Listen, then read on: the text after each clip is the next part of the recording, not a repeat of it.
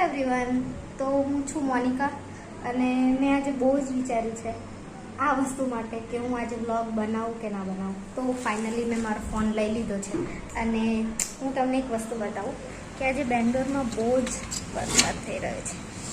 So can you see it?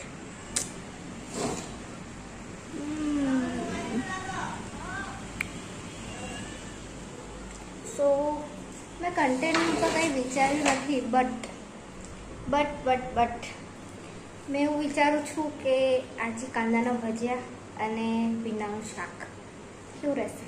બસ એ જ મારે બનાવવાની ઈચ્છા છે, કાંદાના ભજીયા અને ભરેલા ભીંડાનું શાક. તો હું એની જ તૈયારી કરું છું. તો પ્લીઝ જજ ના કરતા, because it's my first vlog.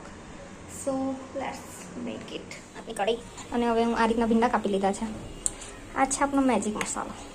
Magic એવું કંઈ છે નહીં, બટ આમાં મેં સેવ છે, તલી છે, દેન લસણ છે અને ડ્રાય મસાલા છે બધા. એના સિવાયના પણ મસાલા આપણે નાખીશું. તો પહેલાં આપણે એડ સમ ઓઇલ, થોડું વધારે જ લઈશું બિકોઝ ભીંડાને બરાબર ચડાવવા પડશે.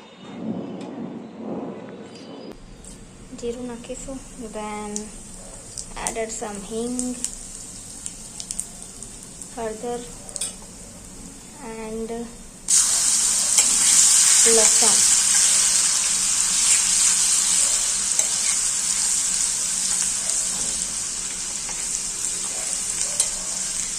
અને બરાબર સાતળમાં દેવાનું છે.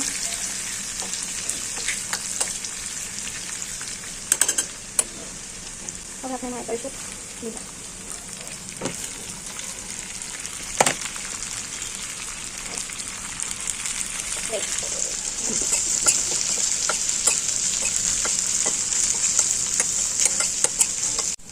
જો આ રીતે શાક ચડવા દેવાનું છે અને થોડું કડક થવા દેવાનું છે. મતલબ ચડી જાય એટલું બહુ કડક થાય, ગ્લાસમાં થશે કડક મસાલા પછી. તો ત્યાં સુધી આપણે પ્રિપરેશન કરી લઈશું ભજીયાનું.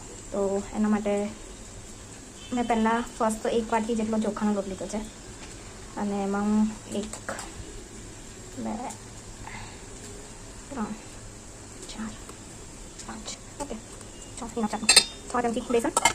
પછી એમાં એડ કરીશું આપણે હળદર, મરચું, સ્વાદ અનુસાર, થોડું ગરમ મસાલો, ધાણા જીરું.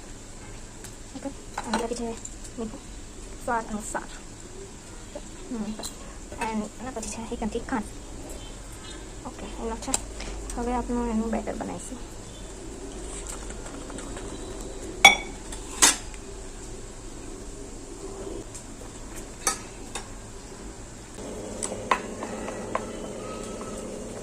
લમ્સ રહે છે એ બધા રહે.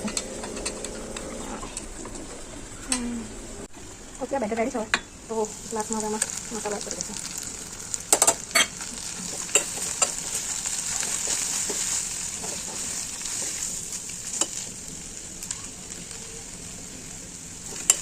મીઠું નાખીને બરાબર ભરી દેવાનું છે.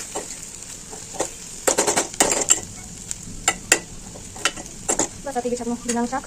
અને હવે મને કરી લઈશ અને લાસ્ટમાં છે આપણે ઓનિયન એડ કરીશું.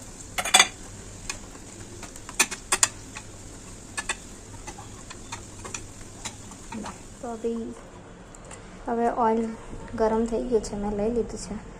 હવે હું આને નાખીશ તેલની અંદર. હું આ રીતના જ નાખું છું, કાંટા ચમચીથી. સો ગરમ થયું છે કે નહીં એ ખબર પડી જશે.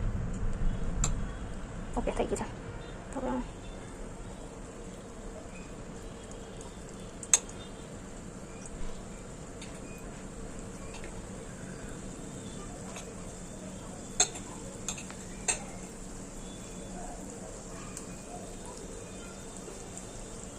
તો મેં ભજીયા બનાવી દીધા છે. બીજું થાય છે, એટલા ટેસ્ટી બન્યા છે.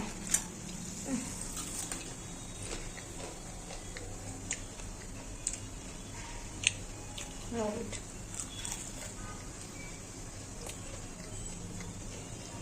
Bye bye.